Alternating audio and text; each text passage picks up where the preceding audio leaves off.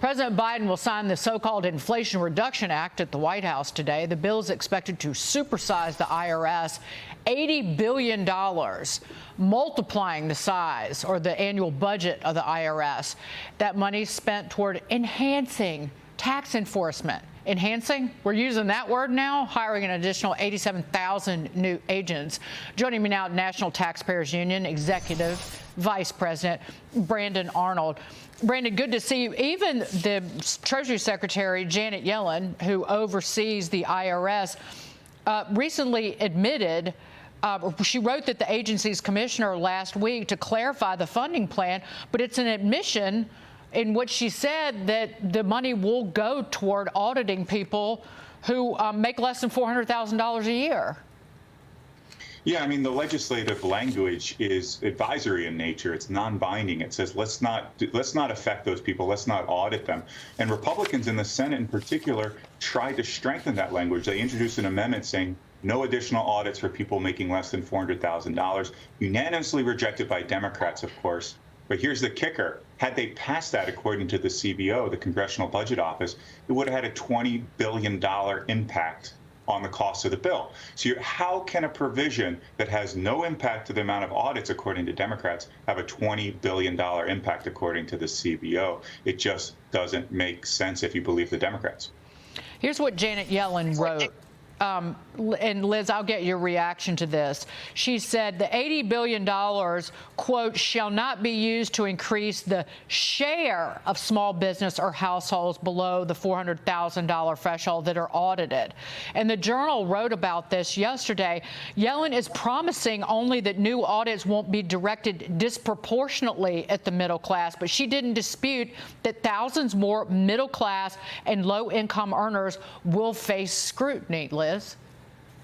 Yeah, I mean, look, it's very slippery language, but the bottom line is there's no way that 87,000 new agents conjuring up the kind of money that the Democrats are assuming can only go after very wealthy people in this country. And by the way, a substantial portion of very wealthy people already are being audited. So unless these people are like super snoops and have powers better than the average IRS agent, they're going to obviously have to broaden out their investigations into all income categories. I'm wondering whether our guest this morning thinks that the numbers are at all realistic for what the IRS can actually recover by amping up their numbers like this.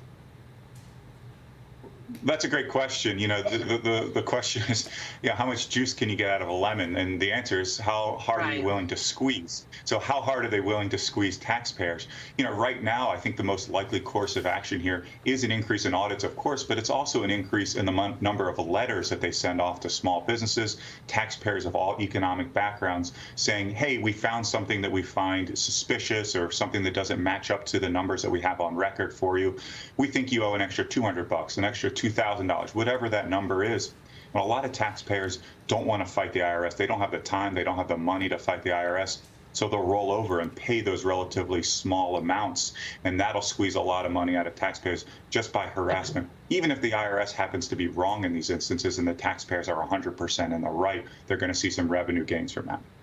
The Democrats are still sticking to the claim that the middle class won't feel the impact of a beefed-up IRS. But again, Janet Yellen has said otherwise. The Congressional Budget Office has said otherwise. Mark Tepper? Yeah, and the Joint Committee on Taxation says that 78 to 90% of the revenues are going to come from small businesses making less than $200,000 a year. So that sounds like less than $400,000 to me. Brandon, quick question to you. Where's the IRS going to find in today's job market with a 3.5% unemployment rate? Where's the IRS going to find 87,000 people who can fog a mirror, let alone have a vast understanding of the most complicated code in the United States? Well, yeah, that's another great question, because the IRS is actually trying to hire people as we speak, and they've done miserably at it.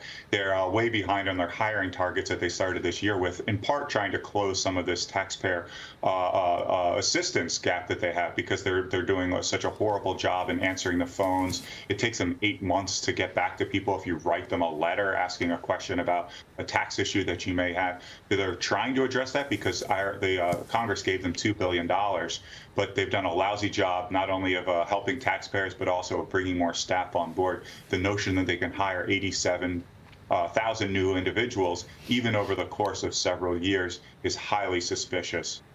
Brandon, this is the very definition of big government getting bigger, and that a waste of resources, that $80 billion is going to expand the IRS.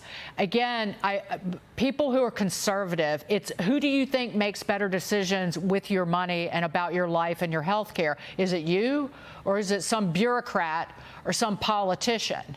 And this is, it's going the wrong way. Just final word. Yeah, I mean, the funny thing, we're getting a pushback from the left right now saying it's not 87,000 new agents, it's 87,000 new IRS employees. They're not necessarily agents, and I find that ridiculous. We know this is the federal government. A number of these people are going to be sleeping at their desks or streaming Netflix during the day, but the fact is they're growing the government, they're growing the reach of the government, and they're growing the impact that the government is going to have on small businesses and taxpayers of all stripes on a regular basis. Because this monstrosity has now been passed and will be signed into law today, we're actually hoping that these people don't do anything, that they do just sit around and watch Netflix. That's the best case scenario, sadly. Brandon Arnold, great to see you. Thank you so much. We'll be right back.